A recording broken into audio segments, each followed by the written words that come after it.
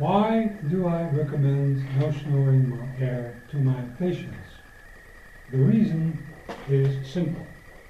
Almost 80% of all snoring and apnea is the result of too small a nose entrance. This is an important fact often overlooked. Let me explain. In the course of the years, the muscles of the nose weaken, especially those of the nostrils. They become too weak to keep the nose open during sleep. So we start to lack air when we sleep on our side.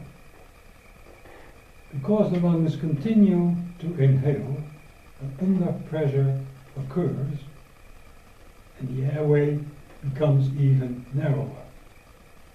In order to get more air, we turn on our back, but in that position our tongue and uvula fall back in our throat and block the airway almost completely. The air accelerates and makes the tissue at the back of our throat vibrate. This makes a sound called snoring.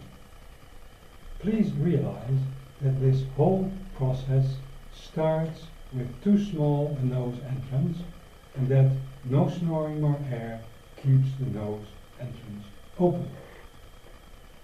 Therefore, this product, no snoring more air, is the best and most effective solution against snoring and apnea, as it allows more air into the system, much like the PPC treatment in sleeping clinics.